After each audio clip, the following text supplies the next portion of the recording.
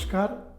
Rural voice के खास कार्यक्रम रूरल कनेक्ट में आपका स्वागत है। इस कार्यक्रम में हम किसी एक मुद्दे, घटनाक्रम या विषय के बारे में आपको विस्तार से समझाने की कोशिश करते हैं, जो उसके विभिन्न पहलुओं की जानकारी देता है, साथ में उसका क्या इम्पैक्ट होता है उसके बारे में चर्चा करते हैं। आज का रूरल कनेक्ट का विषय है इस साल का मॉनसून और उसको लेकर के जो पूर्वानुमान आए हैं उसके बारे में हम चर्चा करेंगे। भारत मौसम विज्ञान विभाग, जिसे हम आईएमडी के नाम से जानते हैं, उसने पिछले दिनों आगामी मॉनसून सीजन के लिए एक पूर्वानुमान जारी किया है, जिसमें बताया है कि इस साल सामान्य मॉनसून रहने की संभाव्यता 96% है। इसके साथ ही सामान्य से अधिक बारिश रहने की संभावना 67% है। सामान्य मतलब औसत से ज़्यादा बारिश से हमारा यहाँ संदर्भ है।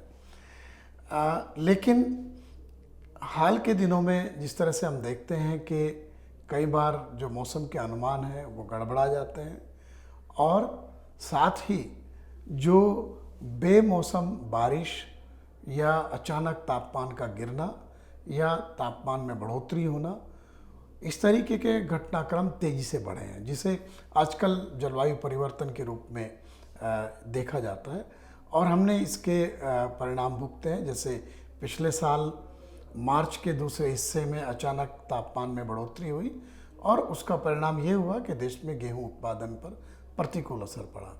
इसी तरह इस साल रबी की फसल बहुत अच्छी थी, लेकिन फरवरी मार्च में जिस तरह बेमौसम की बहुत बारिश हुई देश के बड़े व्यापक क्षेत्र में, उसका नतीजा ये हुआ कि इस बार भी फसल के ऊपर प्रतिकूल असर आया है और उसके चलते किसानों को काफ़ी नुकसान हुआ है। कई राज्यों में सरकारें किसानों के इस नुकसान की भरपाई के लिए मुआवजा भी दे रही हैं। अब अगर हम वापस आईएमडी के अनुमान के ऊपर जाएं, उसके कुछ दिन के बाद ही अमेरिकी national oceanic and atmospheric administration, जिसे NOAA के नाम से दुनिया भर में जाना जाता है, उसने कुछ अनुमान जारी किए और उसमें बताया गया कि अल नीनो जो है, जो अल नीनो का प्रभाव होता है जिसका बारिश पर प्रतिकूल असर पड़ता है, उसकी संभावना काफ़ी बढ़ गई है इस बार। हालांकि आईएमडी ने भी कहा था कि अल नीनो का असर रहेगा, लेकिन उसने कहा था कि ये जब हमारा मानसून आधा चला जाता है उसके बाद ये असर आएगा, इसलिए हमें कोई दिक्कत होगी इसकी संभावना काफ़ी कम है। लेकिन जो NOAA के जो एक तरीके से उनका जो प्रेडिक्शन आया है, जो उनका अनुमान आया है, उसमें कहा गया है कि अल नीनो की जो संभावना है वो जून जुलाई अगस्त महीने में 75% हो जाएगी, और उसके पहले मई से जुलाई के जो 3 महीने हैं उसमें ये 62% इसके स्ट्रॉन्ग होने की संभावना है। और जो हमारा मॉनसून का जो लास्ट का हिस्सा होता है उस सितंबर तक, जुलाई सितंबर के जो 3 महीने हैं उसमें 80% संभाव्यता अल नीनो की NOAA ने जताई है।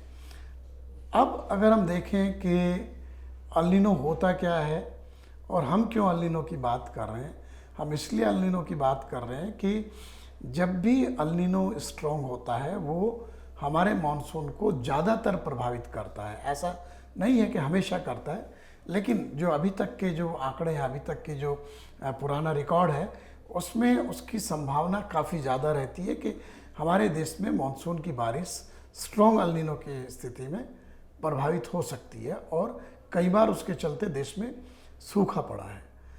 अब हमें अल नीनो को समझना चाहिए।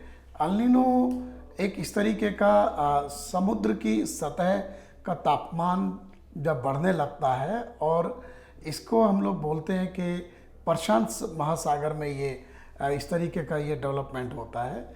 इसमें जो ईस्टर्न इक्वेटोरियल पैसिफिक ओशन है, उसमें जब समुद्र की सतह का तापमान बढ़ता है तो दक्षिण अमेरिका के देश, पेरू के आसपास और अमेरिका की जो खाड़ी का इलाका है, वहाँ पर बारिश ज़्यादा होती है, क्योंकि वहाँ क्लाउड फॉर्मेशन होने लगता है और वहाँ बारिश ज़्यादा होती है। लेकिन जो पश्चिमी हिस्सा है इसका, जिसमें इंडोनेशिया और ऑस्ट्रेलिया आते हैं, वहाँ पर क्लाउड फॉर्मेशन की जो संभावना है वो काफ़ी कमज़ोर हो जाती है। और क्योंकि हमारा जो मानसून है उसमें ये हिस्सा असर डालता है, हमारा जो साउथ वेस्ट मानसून है वो महत्वपूर्ण मानसून है और इसी को मुख्य मानसून के तरीके से देखा जाता है। इसमें अल नीनो के असर के चलते बारिश पर प्रतिकूल असर पड़ता है। अब सवाल है कि पहला पूर्वानुमान जो जारी किया आईएमडी ने वो हमारे सामने है। इसके बाद अब मई के आखिरी दिनों में आईएमडी दूसरा पूर्वानुमान जारी करेगा। पिछले 4 मानसून हमारे देश में सामान्य तो रहे ही, बारिश भी औसत से ज़्यादा हुई है। इसके चलते हमारा कृषि उत्पादन बेहतर रहा, महंगाई को हम नियंत्रण में रख सके।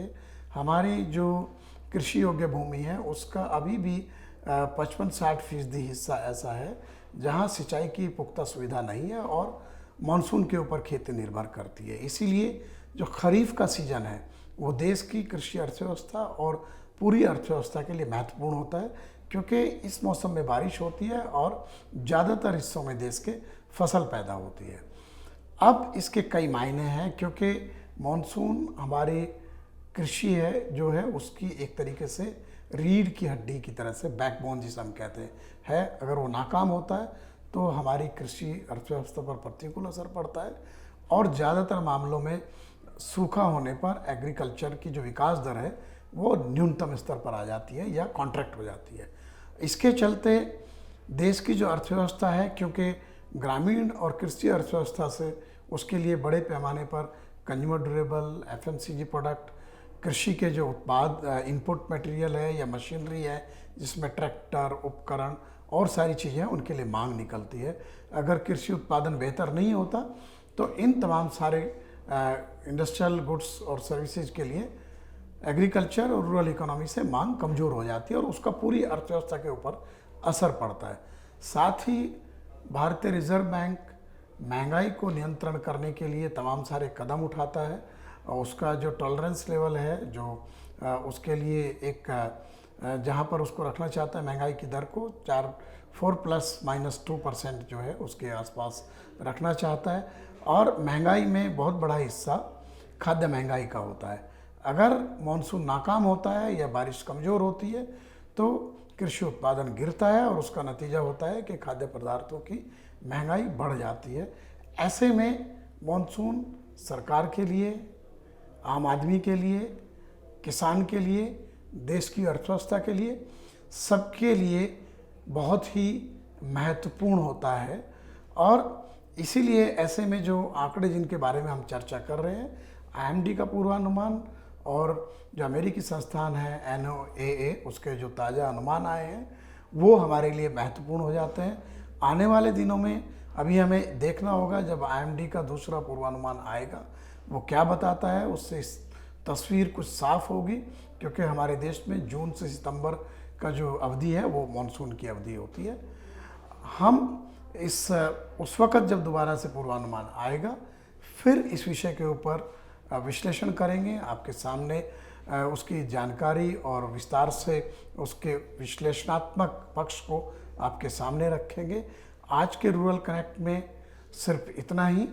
आप रूरल वॉइस जो एक ग्रामीण अर्थव्यवस्था और किसानों को समर्पित मीडिया प्लेटफॉर्म है, उसके ऊपर कृषि क्षेत्र से जुड़ी खबरें, अपडेट और विश्लेषण और नई जानकारी टेक्नोलॉजी से रिलेटेड हो, एग्रीकल्चर स्टार्टअप से रिलेटेड हो, उसको आप वहाँ पर देख सकते हैं, पढ़ सकते हैं।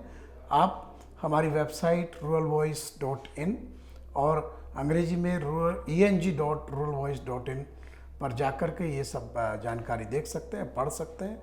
और हमारे सोशल मीडिया हैंडल्स पर भी आप जुड़ सकते हैं, जिसमें रूरल वॉइस इन के नाम से फेसबुक, ट्विटर, लिंक्डइन और यूट्यूब हमारे प्लेटफॉर्म हैं। आप हमारे यूट्यूब चैनल रूरल वॉइस इनको ज़रूर सब्सक्राइब करें। नमस्कार।